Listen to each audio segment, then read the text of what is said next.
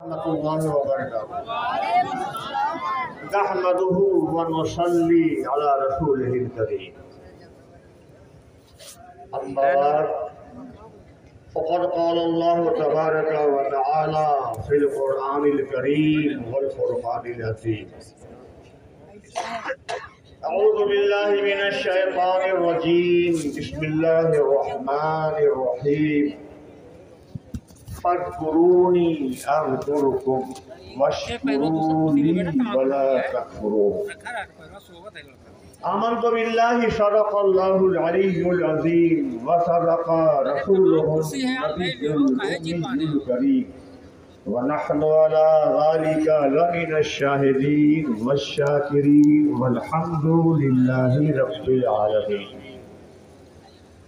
अदब व एहतराम, अक़ीदत व मोहब्बत, वालिहाना वारसगी, क़ल्ब की शेखसगी और शगुफ़गी के साथ अपने और सारी कायनात आका नबी मोहतरम रसूल मोहतशम पैगम्बर आज़म अहमद मुज्तबा मुहम्मद मुस्तफ़ा सल्लल्लाहु तआला अलैहि व आलिहि वसल्लम की बारगाहे बेकसपनाह में हदिया दरूद शरीफ पेश कीजिए और पढ़िए।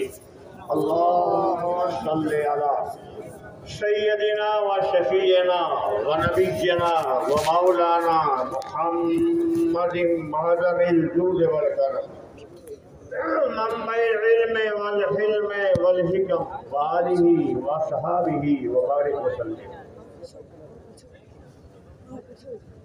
रस्मी जुमले आज मैं बिल्कुल अदा नहीं करूँगा।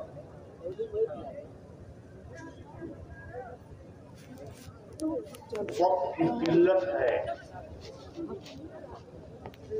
शाहिरुल बयान खतीब अल्लामा मुफ्ती अलाउद्दीन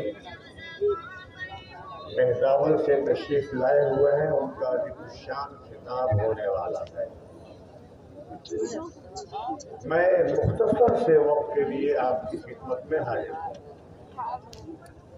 जो आयत करीमा मैंने पढ़ी है, चार बातों का हुक्म दिया गया।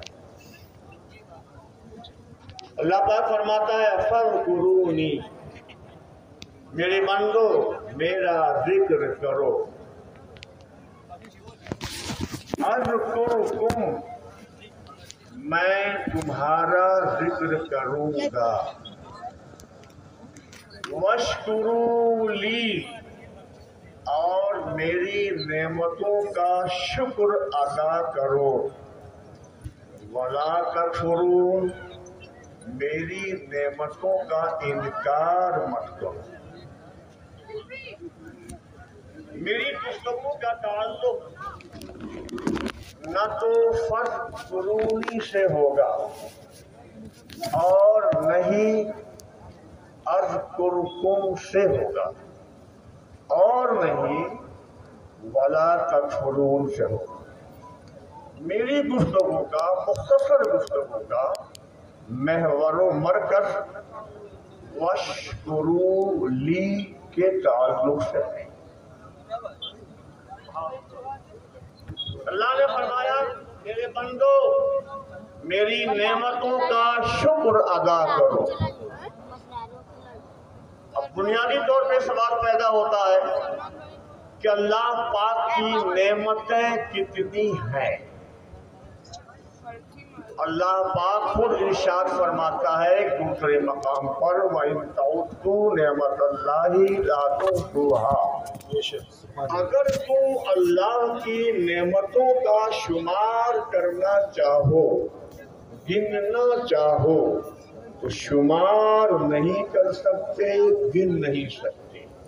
यानी अल्लाह की नेमतें अनगिनत और बेशुमार हैं। जिंदगी हमारी महदूद है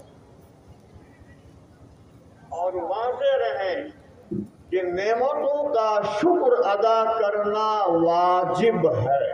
बेशक जब तक अल्लाह रब्बुल इज्जत की तमाम नेमतों का शुक्र हम अदा नहीं करने जाएंगे, हम अल्लाह की मजीद नेमतें जो महशर के बाद हमें मयस्सर आने वाली हैं, जन्नत की शक्ल में और जन्नत की बहारों की शक्ल में, वो नेमतें हमें मयस्सर नहीं आएंगी।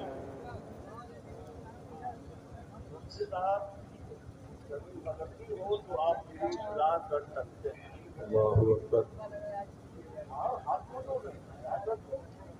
उस्ताद गलती नहीं कर सकता है क्या? फरिश्ता हूं मैं, गलती किसी से हो सकती है, हो सकती है। तो इस्लाह करने का हक हर आलिम को है, खा वो अकाबिर में से हो या सागिर में से हो, उस्ताद हो या शागिर हो, हर एक को ये हक मिलता है कि कोई गलती कर जाए तो उसकी इस्लाह की जाए। अगर मजमे में गलती कर रहा है तो मजमे में इस्लाह करो। क्या बात है, वाह वाह, सुभान अल्लाह। और तन्हाई में इस्लाह कर गलती कर रहा है तो तन्हाई में करो। ये अहले सुन्नत का मौक़िफ़ है कि गलती मजमे में करे तो तौबा भी मजमा में करे।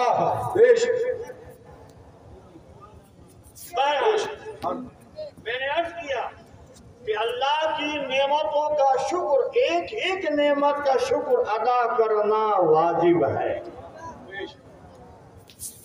और जब तक सारी नेमतों का शुक्र हम अदा नहीं कर लेंगे, हम जन्नत के हकदार नहीं होंगे। और नेमतें बेशुमार, अनगिनत, लातादाद, शुक्र अदा कैसे हो? मसला पेचीदा हो गया, मामला उलझ गया। जब मामलात उलझते हैं, मसाइल पेचीदगी इख्तियार कर लेते हैं, तो हम जैसे छोटे भाइये मौलवियों से हल नहीं होते, तो फिर औलियाए किराम उन पेचीदा मसाइल को हल फरमाया। सुभान अल्लाह, सुभान अल्लाह। अब आइए समाप्त कीजिए। सबसे पहली नेमत जो रब्बुल इज्जत ने हमें बख्शी है इस दुनिया में, वो क्या है?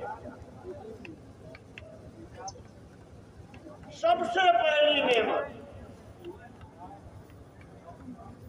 कि अगर वो नेमत ना होती तो फिर कोई नेमत ना मिलती। उसी नेमत के मिलने पर सारी नेमतें हमें मिलती हैं, बेशुमार नेमत है। तो पहली, सबसे पहली नेमत क्या है और उसका शुक्र क्या है? सबसे पहली नेमत है जान। बेशक जान ही न हो, मुर्दा हो, तो उस पर अल्लाह की नेमतों का नुज़ूल होगा, मुर्दे पे क्या नुज़ूल होगा?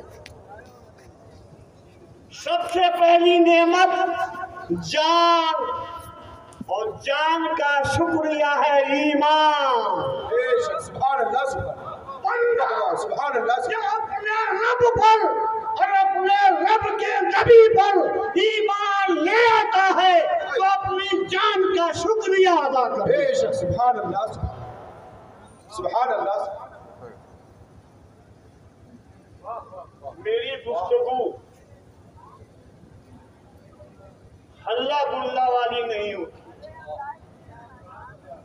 क्या बात हुजूर? मैं अपनी गुफ्तगू में कोशिश करता हूं कि कुछ बातें कौम के सामने ऐसी आ जाएं जो उनके लिए बहुत मुफीद हो। मैं ये नहीं कहता कि और उलमाए किराम की बातें मुफीद नहीं होती है, जी नहीं। हर आलिम दीन की कही हुई बात किसी न किसी हैसियत से जरूर मुफीद होती है, मगर कुछ बातें ऐसी होती है जो उमूमन कही नहीं जाती है, उनको कहना चाहिए। तो हज़रात जान का शुक्रिया है ईमान, लेकिन बात फिर ये आके फंसी थी कि बेशुमार नेमतें हैं, उन बेशुमार नेमतों का शुक्र अदा कैसे होगा। औलिया किराम फरमाते हैं कि बंदे को अपने रब की नेमतें जो मिलती हैं उसकी कुल 5 हालतें हैं। क्या बात? कुल 5 हालतों में बंदे को बेशुमार नेमतें रब्बुल इज्जत की बारगाह से हासिल होती हैं। वो 5 हालतें क्या हैं? बंदा जी रहा है तो खड़े होने की हालत में वो अल्लाह की नेमत पा रहा। बंदा बैठा हुआ है, अल्लाह की नेमत पा रहा है। बंदा लेटा हुआ है, अल्लाह की नेमत पा रहा है। बंदा सो रहा है, अल्लाह की रहमतें बरस रही है। बंदा जाग रहा है, अल्लाह की नेमतें पा रहा है। ये बेशुमार नेमतें जो रब्बुल इज्जत की जानिब से बंदों को मिलती है, इन्हीं 5 हालतों में मिलती है। या तो क़याम की हालत में, या क़ुऊद की हालत में, या लेटने की हालत में, या सोने की हालत में, या जागने की हालत में। औलिया फरमाते हैं कि बंदा अपने रब की बेशुमार नेमतों का शुक्र अदा करना चाहिए, चाहता है तो उसे चाहिए कि अपने रब की बारगाह में पंचगाना सजदे अदा कर लिया करे। बेशुमार नेमतों का शुक्र अदा हो जाए।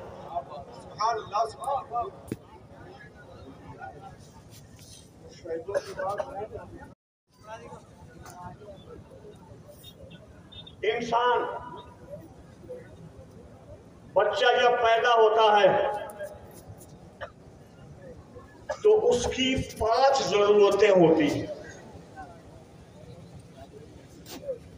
सबसे पहली जरूरत ग़िज़ा, खाना और पानी। बगैर खाना और पानी की हमारी जिंदगी बरकरार रह सकती है? बोलिए, नहीं रह सकती। तो जब जिंदगी ही नहीं रहेगी तो और नेमतें कैसे मिलेंगी? तो सबसे पहली जरूरत बंदे की पैदाइश के वक्त से मौत के वक्त तक पहली जरूरत है ग़िज़ा। ये और बात है कि मुख्तलिफ उम्र के एतबार से ग़िज़ाएं मुख्तलिफ हो जाती हैं। बच्चा पैदा होता है, उसकी ग़िज़ा उसके रब ने उसकी माँ की छाती में पैदा कर दिया है, दूध की शक्ल में। वो दूध उसके लिए खाना भी है, उसके लिए पानी भी। मुझे बताओ, दुनिया में पैदा होने वाला कौन इंसान है जो ग़िज़ा से महरूम हो? भाई है कोई महरूम जिसको ग़िज़ा ना मिलती हो, जिसको खाना पानी ना मिलता हो? हर एक को ग़िज़ा मुयस्सर है, हर एक को अल्लाह रब्बुल इज्जत ने ग़िज़ा फराहम किया है। दूसरी जरूरत लिबास। खाने पीने के बाद दूसरी जरूरत लिबास, कपड़ा। सर्दी से बचाव के लिए,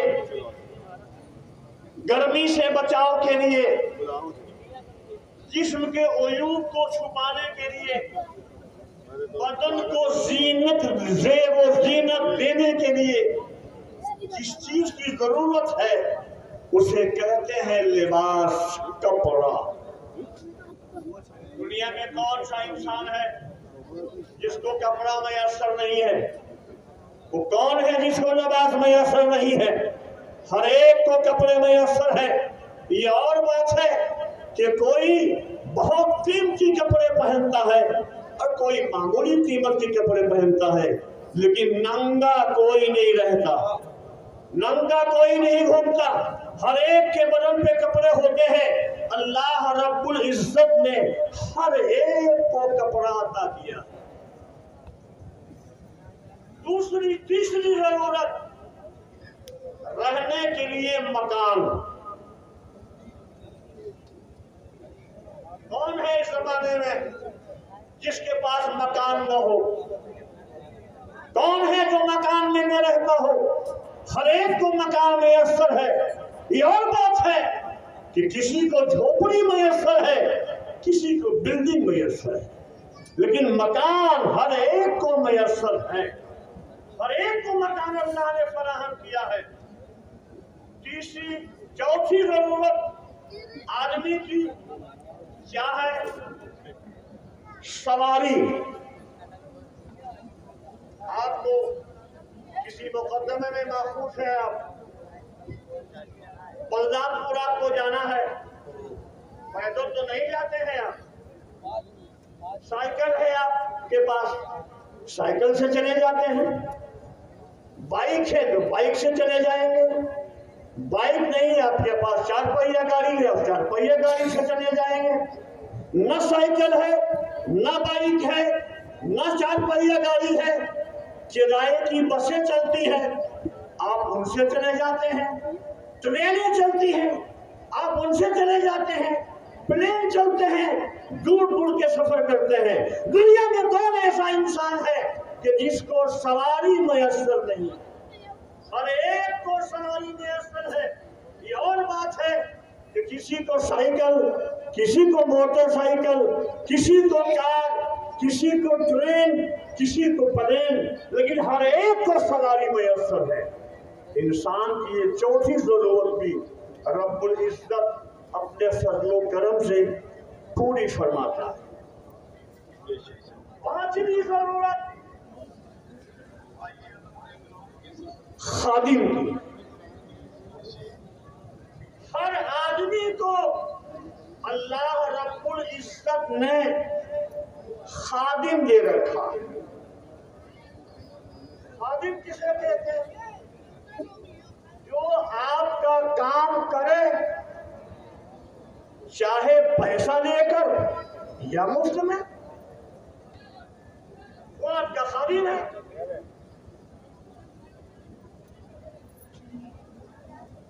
अगर आपको पैसा की जरूरत है, किसान अगर ना होता तो आप भूखे मर जाते। किसान आपका खादिम है, वो अनाज पैदा करता है, आपको फराहम करता है, आप रोटियां खाते हैं, जिंदगी गुजारते हैं। किसान आपका खादिम है। और वही किसान अगर अंसारी ना होता, बुनकर ना होता, कपड़ा ना बुनता, तो नंगे रहा करता, सारी दुनिया नंगी है। लेकिन कोई नंगा नहीं रहता, बुनकरों ने कपड़ों का इंतजाम कर दिया है। मैं आपकी जरूरत है दीनी मालूमात हासिल करना। ये उलमा दीनी जरूरतें आपकी पूरी करते हैं, आपके काम आते हैं, आपकी जरूरतें पूरी करते हैं। तो ये उलमा आपके खादिम हुए और आप इनके माश का इंतजाम करते हैं, तो आप ये आपके खादिम हुए और आप इनके खादिम हुए। और जो खादिम होता है सैयदुल कौम हुआ करता है, कौम का सरदार हुआ करता है। मैं अपना खादिम हूँ। अल्लामा नसीहुद्दीन आपके खादिम हैं। खतीबुल इस्लाम अल्लामा अलाउद्दीन आपके खादिम हैं, आपकी जरूरतें पूरी करते हैं। एक और बात मैं कह दूंगा, हर घर में खादिम है। ये तो बाहर के खादिम हुए, लेकिन हर घर में खादिम है। मैं मेहमान हूँ। अल्लामा मसीहुद्दीन साहब का। इनके घर पे मेरा क़याम है, मुझको नाश्ता कराना, खाना खिलाना इनकी जिम्मेदारी है ना। बोलो भाई, कि इनकी बीवी की जिम्मेदारी है। मुझको खाना खिलाना, मेरे लिए रोटी पकाकर, चावल बना के, गोश्त और तमाम लवाज़िमात उम्दा किस्म की ग़िज़ाएं मेरे आगे रखना, मैं इनका मेहमान हूँ, इनकी जिम्मेदारी है। लेकिन पूछिए, एक टाइम भी इन्होंने रोटी पकाई है मेरे लिए? उसके लिए आपके सामने है, एक लुक़्मा चावल भी पकाया हो इन्होंने, दाल एक चमचा भी बना दिया हो, गोश्त की एक रोटी भी पका दी हो इन्होंने। किसने पकाया? या तो इनकी बीवी ने पकाया या इनकी बहू ने पकाया। मैं इनकी बीवी का मेहमान नहीं हूं, मैं इनकी बहू का मेहमान नहीं हूं, मैं मेहमान इनका हूं। खिलाना इनकी जिम्मेदारी, रोटी पकाना इनकी बीवी की जिम्मेदारी नहीं कि मुझे पका के खिलाए। क्या वो शरन जिम्मेदार है? वो भाई बता दो ना, क्या शरन आपकी बीवी जिम्मेदार है कि मुझे आपके घर मेहमान बनाए आप, तो वो मुझे खाना पका के खिला रहे? अरे बोलो ना मौलाना लोग, अरे मुफ्ती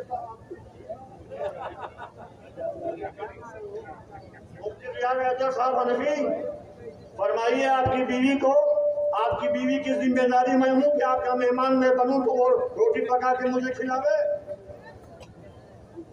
आपकी है ना, तो आपका मेहमान मैं बनूंगा, आप रोटी पकाएंगे। फरमा रहे हैं जिम्मेदारी आप मेरी होंगे, लेकिन पकाएगी मेरी बीवी।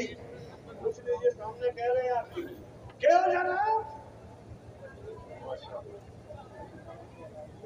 उसकी जिम्मेदारी नहीं है, जिम्मेदारी आपकी है। मैं किसका मेहमान हूँ, उसकी जिम्मेदारी है कि वो मुझे खिलाए, वो मुझे पकाए, वो बनाए और मुझे खिलाए। अल्लाह रब्बुल इज्जत ने बीवी की शक्ल में, बहू की शक्ल में, बेटी की शक्ल में हर घर में खादिमा दे रखा। नारे तकबीर, नारे रिसालत, हुजूर का ये दौरा, हर घर में खादिमा दे रखा है। तनख्वाह देते हो बीवी को? बोलो, बेटी को तनख्वाह देते हो, बहू को तनख्वाह देते हो? क्या तनख्वाह दोगे यार? महर तो देते ही नहीं हो, मर जाते हो।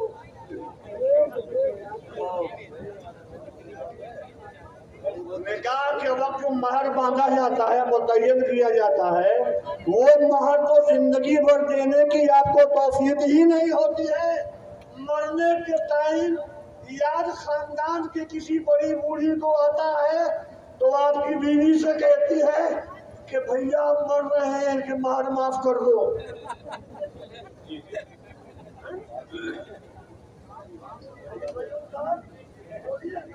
अरे आप मासूम का दिन है, आप बोलेंगे सनत हो जाएगी।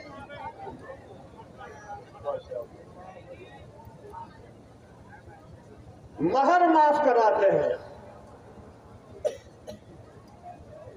पूरी जिंदगी में लाखों रुपए उड़ा देते हो चौराहों पर, होटलों में, दोस्तों में, अहबाब में, मुफ्त में उड़ा देते हो, लेकिन बीवी को महर देना तुम्हें नसीब नहीं होता। तुम्हें बीवी को महर देने की तौफीक नहीं होती। मरने के टाइम माफ करवाने की उम्मीद में हो, कहीं माफ करने के पहले ही चल दिए तो मौत आ गई तो बताओ वहां क्या होगा? वहां भी माफ करवा दोगे? वहां तो हाल ये है कि बाप बेटे से, माँ बेटे से, भाई भाई से, बीवी शौहर से, सब एक दूसरे से दूर भागेंगे। कोई हमसे मदद ना मांगे या नफ्सी नफ्सी अपने आप पड़ी हुई है, कौन किसी मदद करेगा।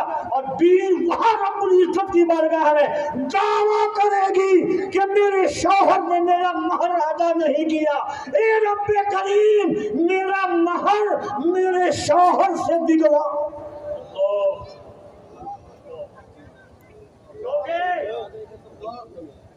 दे पाओगे? बोलो। अरे बोलते क्यों नहीं हो? देखो वहां महशर के मैदान में जेब तो खाली है, क्या बोले? वो हक किसका है? बीवी का, अल्लाह की एक बंदी का। वो अल्लाह का हक नहीं है, वो अल्लाह की एक बंदी का हक है। अल्लाह रब्बुल इज्जत अपना हक चाहे तो माफ कर दे, चाहे तो ना माफ करे, उसकी मर्जी, उसकी गरीबी के वो माफ कर दे, लेकिन बंदा और बंदियों का हक वो माफ हरगिज नहीं करेगा, हरगिज नहीं करेगा। कोई गलती नहीं हो रही है? अरे बोलो भाई। अल्लाह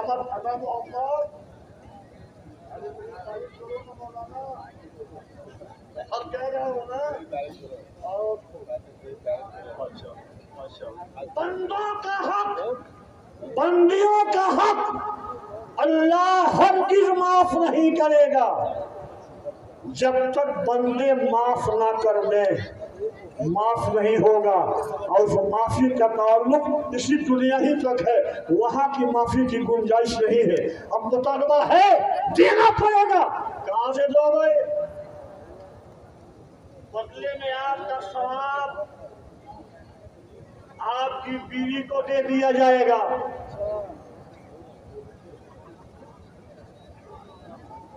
सवाब है भी दामन में, दामन में सवाब हो आपके पास तब ना दे दोगे। यहाँ तो हाल ये है कि सबसे अहम्मुल फराइज़ नमाज ही गायब है। जुमा पढ़ लेते हो, बहुत बड़े मुसलमान हो, ईदैन में सबसे आखिरी सफ पर वही लोग खड़े होते हैं, बैठते हैं जो सिर्फ जुमा पढ़ते हैं। अब ज्यादा नमाज पढ़ने वाले बेचारों को धक्का दे के पीछे कर दिया जाता है।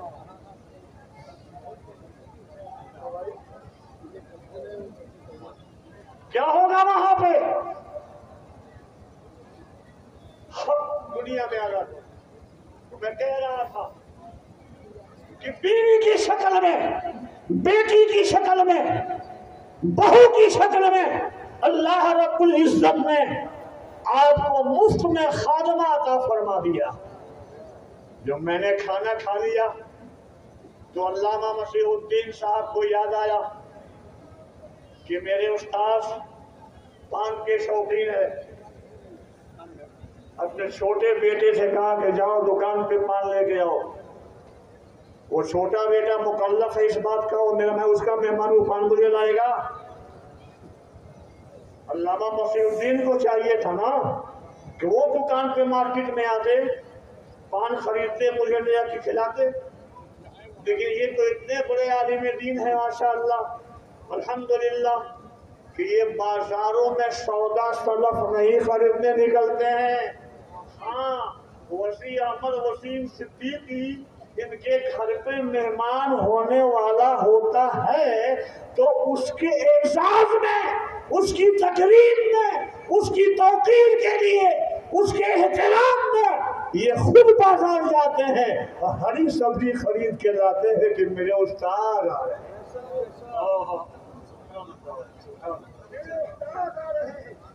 आज बाजार मेरा बेटा नहीं जाएगा, आज बाजार मैं जाऊंगा, सब्जी मैं खरीद कर लाऊंगा। क्यों भाई? सब्जी क्यों? इसलिए कि उस्ताद अब इतना बूढ़ा हो गया है कि गोश्त टूटता नहीं है, सब्जी पर ही काम चल रहा है। मगर जनाब शेर बूढ़ा हो जाए तो क्या घास खाएगा?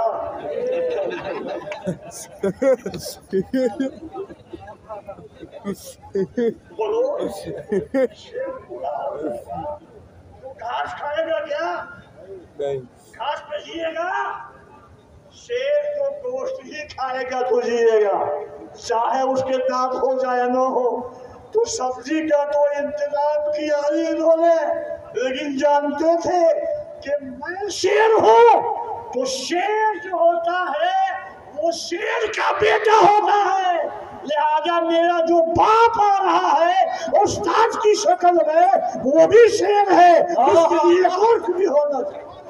नाराए तकबीर, नाराए रिसालत, जलसे दस्तारे फजीलत। बहुत अच्छे। खादिम, खादिम की चौथी पांचवी जरूरत है खादिम। अल्लाह रब्बुल इज्जत ने बीवियों, बेटियों, बहुओं की शक्ल में, बेटों की शक्ल में आपके हर आदमी के घर में खादिम फराहम कर दिए। सबको नेमतें में, ग़िज़ा की नेमत, कपड़े की नेमत, मकान की नेमत, सवारी की नेमत, खादिम की नेमत, ये सारी नेमतें हर एक को मुयस्सर है। औलिया किराम फरमाते हैं कि बंदा इन पांचों नेमतों का शुक्र अदा करना चाहता है तो उसे चाहिए कि अपने रब की बारगाह में पंजगाना सजदे किया करे, बेशुमार नेमतों का शुक्र अदा हो जाए।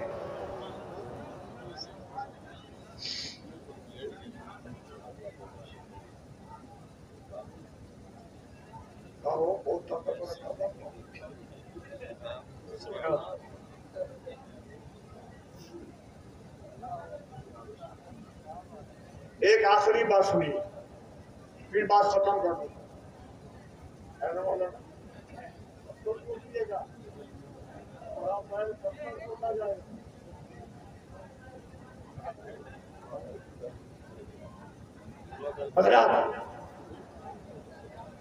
जिस जानिब रुख करके नमाज पढ़ी जाती है उसे क्या कहते हैं?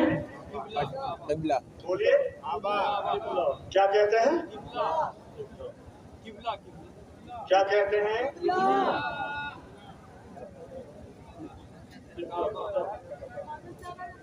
किबला। कोई काबा कह रहा है, कोई किबला कह रहा है। किबला जिस जानिब रुख करके नमाज पढ़ी जाती है उसे क्या कहते हैं? किबला।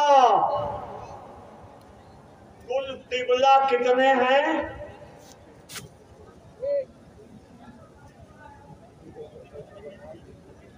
नहीं जानते हैं? सुनिए, एक हकीकी किबला होता है, एक मजाजी किबला होता है। अल्लामा मसीहुद्दीन साहब किबला बोलते हैं ना, अल्लामा मुफ्ती रियाज हैदर हनफी साहब किबला, अल्लामा बैतुल्लाह साहब किबला, पीर साहब किबला, बाप वालिदे गिरामी किबला। हर मोहतरम हस्ती को आप बोलते हैं किबला।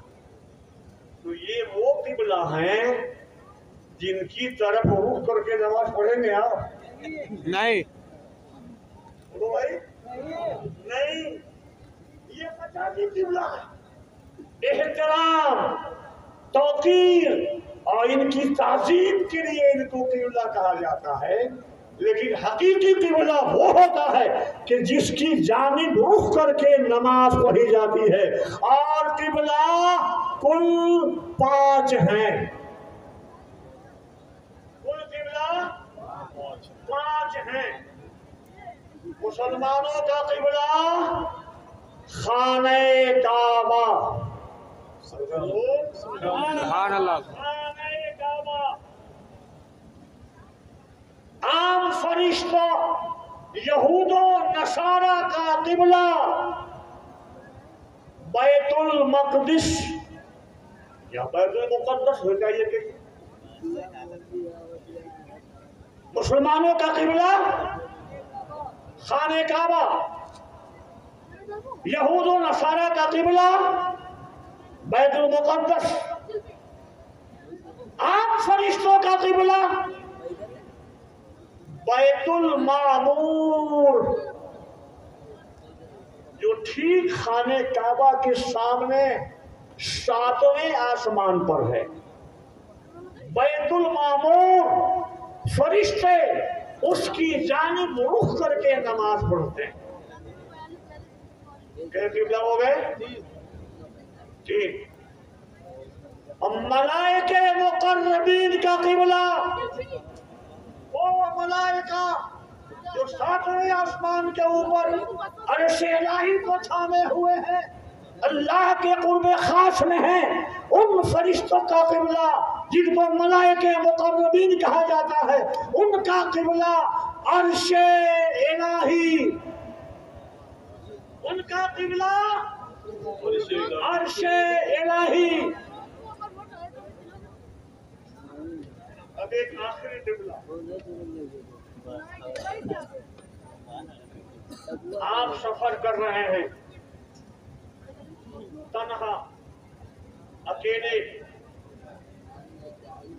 बादल छाया हुआ है, अंधेरा फैल गया है, दूर दराज ऐसे इलाके में आप पहुंच गए हैं, चटियल मैदान है, पता ही नहीं चलता है पूरब किधर है, पश्चिम किधर है, उत्तर किधर है, दक्षिण किधर है।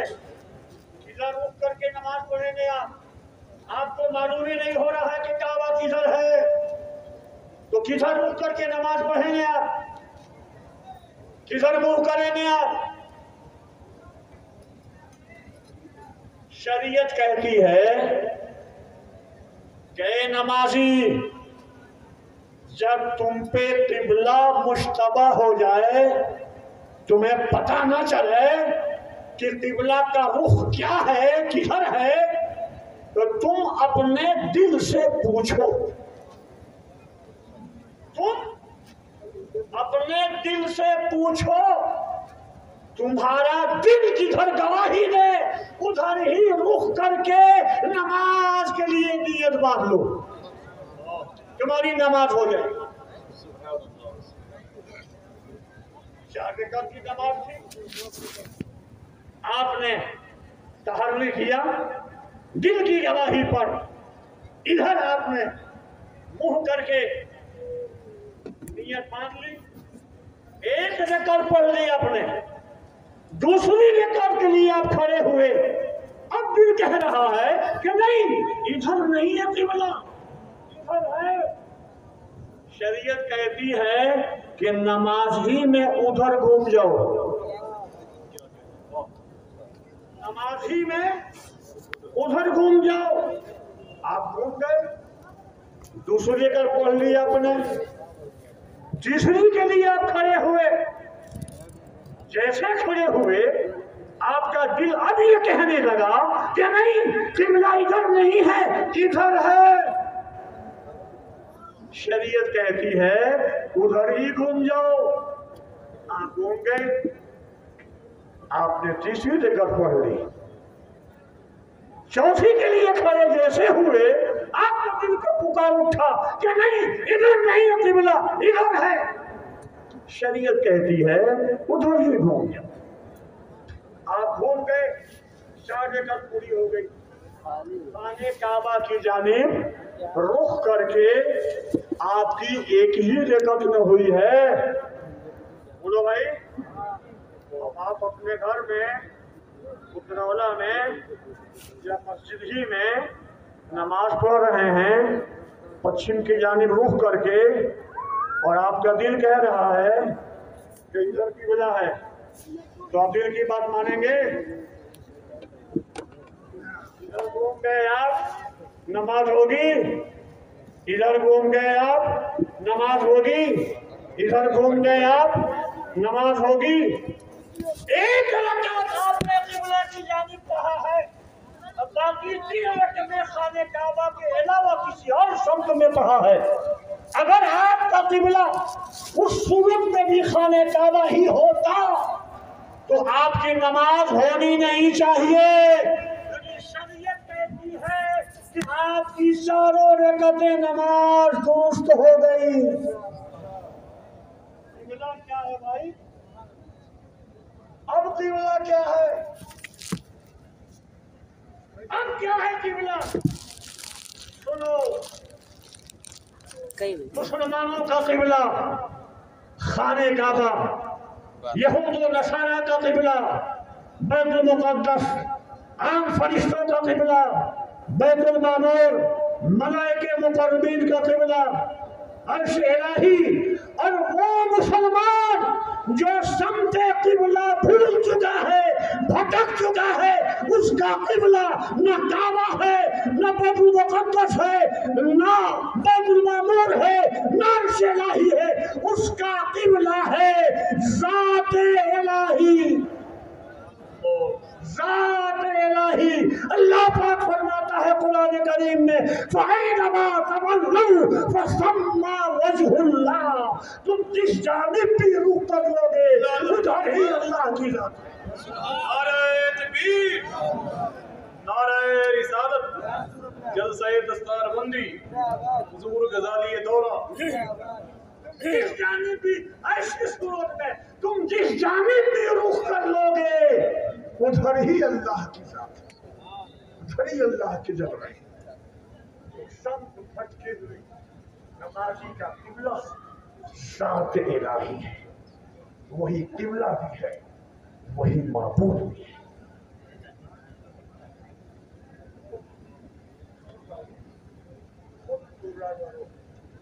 खुद गिले पूजा।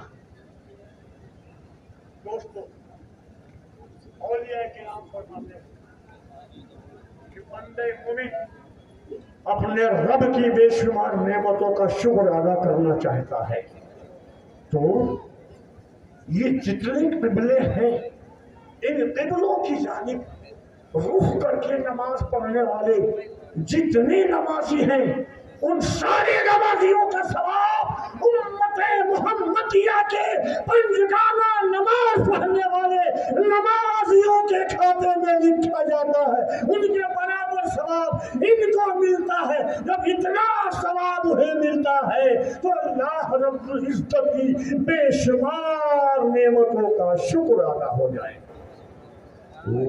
फश्कुरूनी अज़्कुरुकुम वश्कुरूली वला तकफुरून।